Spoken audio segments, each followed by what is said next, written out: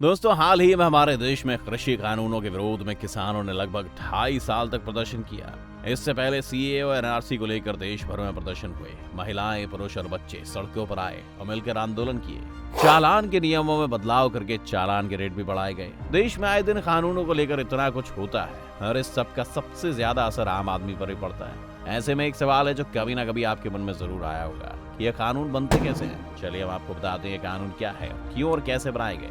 चलिए शुरू करते हैं। कानून और बिल एक ही हिस्से के दो पहलू हैं। जब कोई बिल संसद में पेश किया जाता है तो वह बिल कहलाता है। जब बिल दोनों सदनों से पास होकर राष्ट्रपति के पास जाता है और राष्ट्रपति की मंजूरी मिल जाती है तो वो बिल कानून बन जाता है। अब हम समझते हैं कि देश में कितने तरह के बिल पेश किए जाते हैं। ये बिल 4 तरह के होते हैं। Number 1 ordinary bill, number 2 money bill, number 3 financial bill, number 4 संविधान संशोधन बिल।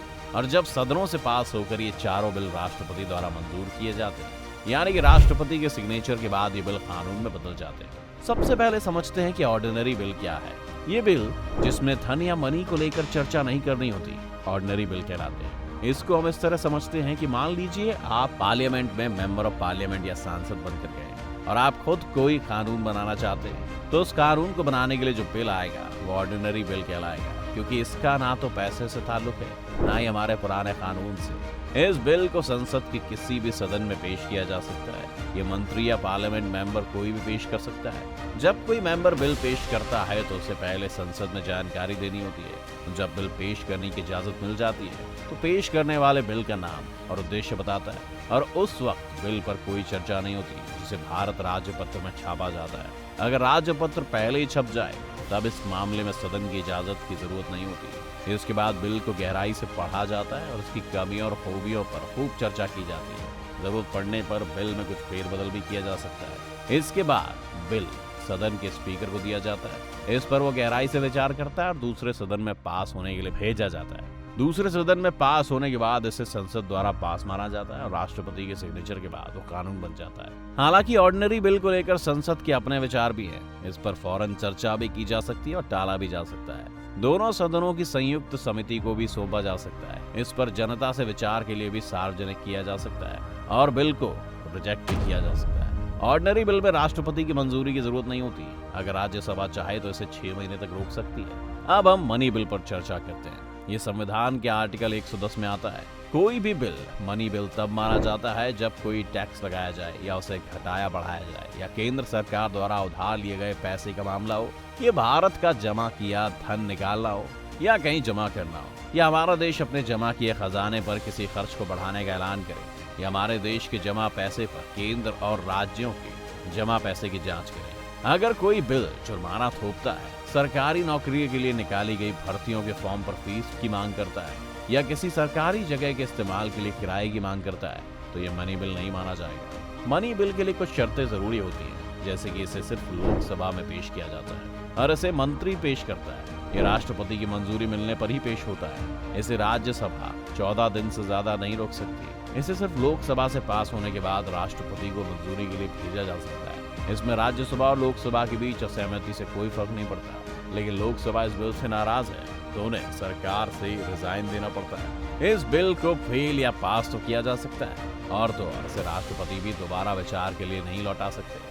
मनी बिल के बारे में लोकसभा स्पीकर का फैसला आखिरी होता है। इसके फैसले को कोर्ट, संसद या राष्ट्रपति कोई भी चुनौती नहीं दे सकता है। मनी बिल लोकसभा में राष्ट्रपति की सिफारिश पर पेश किया जाता है। राज्यसभा अगर 14 दिन तक मनी बिल पर कोई जवाब नहीं देती है, वो तो खुद ही राज्यसभा से वो पास मान लिया जाता है। आइए अब हम अपने तीसरे बिल फाइनेंशियल बिल यानी वित्त विधेयक की बात करते हैं। ऐसे बिल जो हमारे देश की आमदनी और खर्चे से जुड़े होते हैं, जिन्हें फाइनेंशियल बिल कहते हैं। इसमें आने वाले नए साल की टैक्स लगाने और टैक्स में फेरबदल करने के मामले शामिल होते हैं। ये बिल संविधान के आर्टिकल 117 में आता है। फाइनेंशियल बिल में सभी मनी बिल शामिल होते हैं, मगर सभी फाइनेंशियल बिल मनी बिल नहीं होते हैं।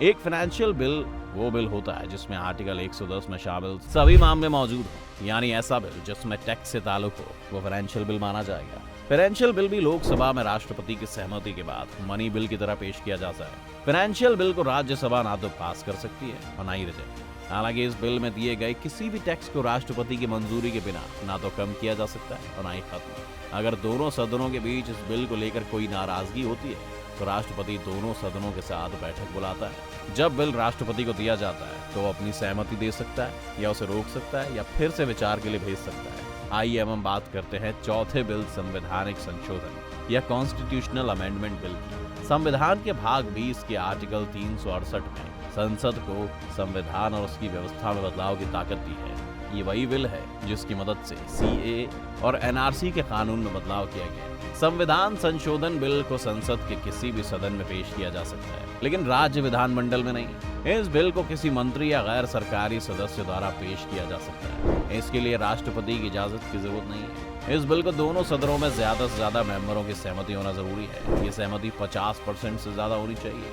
दोनों ही सदनों में बिल को अलग अलग पास कराना जरूरी है। दोनों सदनों के बीच असहमति होने के साथ बैठक बुलाना जरूरी नहीं है। अगर बिल संविधान की संघीय व्यवस्था के मुद्दे पर है तो इसे देश के आधे राज्यों के विधानमंडलों से भी पास होना चाहिए। सहमति मिलने के बाद इसे राष्ट्रपति की मंजूरी के लिए भेजा जाता है। राष्ट्रपति को इस पर सहमति देना जरूरी होता है। ना तो वे इसे अपने पास रख सकते हैं और ना ही फिर से विचार के लिए भेज सकते हैं। राष्ट्रपति की सहमति के बाद हर बिल कानून बन जाता है, जिसे हम सब मानते हैं और उसके मुताबिक चलते हैं। जैसा कि अब्राहम लिंकन ने कहा कि कानून जनता के लिए जनता के द्वारा ही बनाए जाते हैं। उम्मीद है आपके सारे सवालों के जवाब आपको मिल गए होंगे। अगर आपके मन में अभी भी कोई सवाल बचा है तो कमेंट में बताएं। वीडियो अगर आपको पसंद आई हो तो लाइक और शेयर जरूर करें। साथ ही अगर आप हमारे चैनल पर नए हैं तो सब्सक्राइब जरूर कर लें।